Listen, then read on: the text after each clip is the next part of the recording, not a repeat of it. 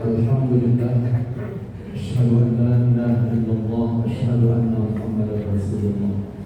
Allahumma shalli ala sayyidina wa maulana Muhammadin wa ala alihi wa sahbihi wa sallam. Bapak Ibu, hadirin hadirat yang dirahmati Allah Subhanahu wa taala.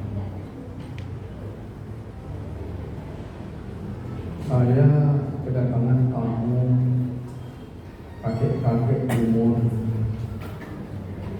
3 bulan atau 4 bulan lagi mencapai 80 tahun. Berarti 79 tahun sekian. Ustaz, saya sejak kecil belum ibadah. Paling sesekali sholat Idul Fitri, Idul Adha tidak pernah. Kerja saya mampu judi. Padahal saya dilahirkan di keluarga taat. Tapi begitulah keadaan saya.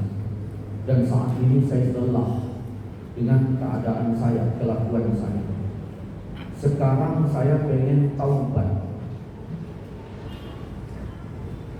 Bagaimana pendapat Ustaz? Kira-kira apa jawabannya? Dia taubat umur 79 tahun. Penyakitnya cuci darah seminggu sekali. Kira-kira berapa bulan lagi umurnya?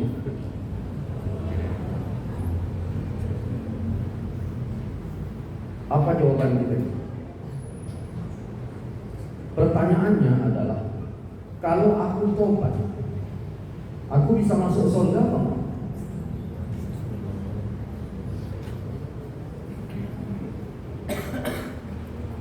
Saya baca dalam surat Mukminun ayat 102 dan 103. Siapa yang berat timbangan baiknya, dia beruntung. Siapa yang ringan timbangan baiknya, dia telah merugikan dirinya sendiri. Fi jahannam khalidun, di dalam jahannam dia kekal. Itu dalam surat Al-Mu'minun 103. Kalau timbangan baiknya lebih ringan daripada timbangan buruknya, dia kekal dalam neraka jahannam. Atau ini tadi maksiat dari kecil sampai umur 89 tahun. 79 tahun. Macam mana ini kita bilang? Apakah aku bisa masuk surga? Macam mana jawabannya? Dari mana bisa masuk surganya? Nanti amal ditimbang. Kalau ringan timbangan baiknya, dalam jahanam kekal. Enggak dibilang dalam jahanam sementara, enggak ada. Lihat itu Quran. Saya katakan Bapak bisa masuk surga.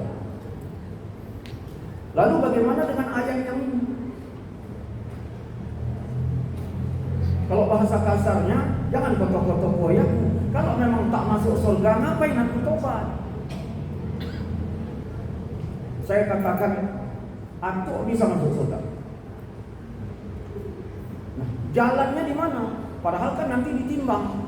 Saya bilang tuh, amal atuk ditimbang setelah dunia kiamat, bukan waktu mati. Kalau dosa atuk waktu mati 1 juta, pahala atuk cuma 1000. Bukan waktu mati itu langsung ditimbang, tapi nimbangnya nanti dunia, ketika dunia sudah kiamat. Sekarang dunia udah kiamat apa belum? Ya belum, berarti belum ditimbang. Maka kita yang ibadah jangan merasa sok paten kali orang belum ditimbang. Belum ditimbang. Jangan merasa kita paling surga kali orang belum ditimbang. Lalu gimana caranya aku bisa masuk surga? Pertama, atuk tobat. Kalau dosa atuk sekarang 1 juta, ya udah tinggal 1 juta aja. Kalau masih ada kesempatan atuk untuk beristighfar, minta kurang kepada Allah, karena istighfar itu minta kurang. Seiring dengan berjalan waktu, mungkin atuk hidup 2 bulan lagi, atuk minta kurang, yang 1 juta mungkin terkurangi 200.000, berarti kan udah tinggal 800.000. Udah, kemudian atuk bikin ibadah. Yang tadi ibadah atuk pahalanya cuma 1.000. Nah, mungkin 2 bulan ke depan nambah dia 1.500. Jadi posisi atuk waktu meninggal pahala 1.500, dosa 800. Apa kata Nabi? Nah, seberat-berat azab dalam kubur adalah malam pertama. Kenapa Nabi mengatakan malam pertama? Karena begitu kita meninggal, syariat melarang kita untuk menanamkan orang yang mati itu langsung, nggak boleh. Kenapa? Karena ada rahmat Allah. Apa itu? Itu mayit mesti disolatkan dulu. Itu rahmat Allah. Tergantung berapa yang nyolatkannya. Kalau yang nyolatkannya 1, maka doa Allahumma ghfir lahu, berarti 1 lah ngaruhnya. Kalau ada 10 ngaruhnya. Bayangkan kalau ada 100 ngaruhnya. Yang tadi dosanya 800, karena yang nyolatkannya tadi ada 100 orang, mungkin pahalanya itu menjadi dosanya tadi yang tadi 800 berkurang 100 tinggal 700. Dosa pahalanya yang tadi 1.500, tambah 200 menjadi 1.700. Maka masuklah dia ke dalam kubur dalam keadaan pahala 1.700, dosanya tadi yang seperti kita sebut tadi. Maka diazablah dia malam pertama, malam yang paling berat dirasakan mayit, kata Nabi. Seiring waktu untuk masuk ke malam kedua, di mana-mana orang berdoa, Allahumma ighfir lil muslimin wal muslimat. Ada kan? Karena surat Muhammad ayat 19 mengatakan, mintakan ampunan untuk dosamu dan dosa orang mukmin. Muslimin dan muslimat saudara, dimanapun mereka, di Afrika orang berdoa, Allahumma ighfir lil muslimin wal muslimat. Atau itu tadi dapat nggak?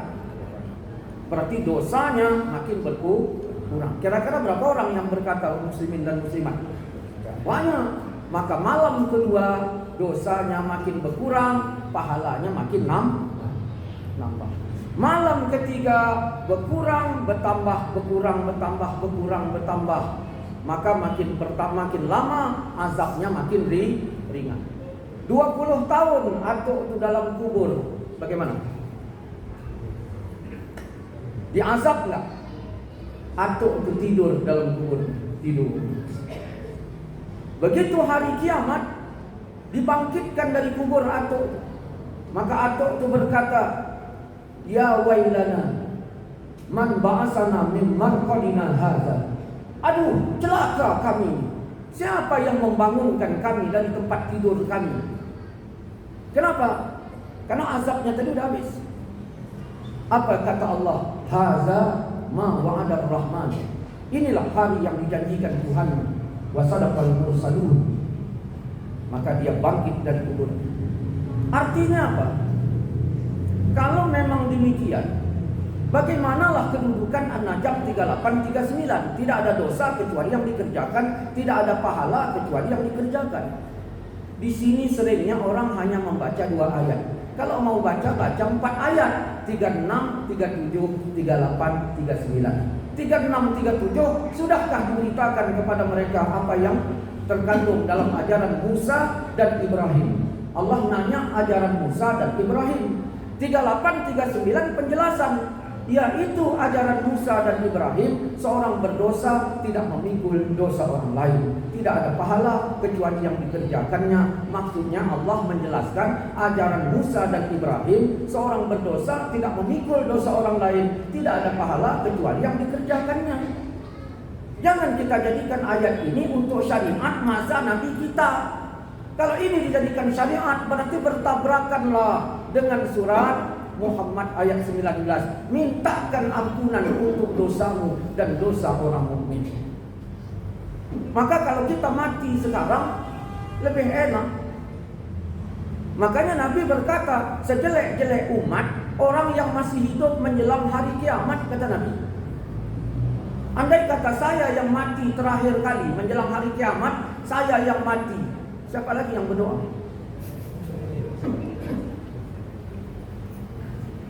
Saudara-saudaraku, kita butuh orang lain apa kan?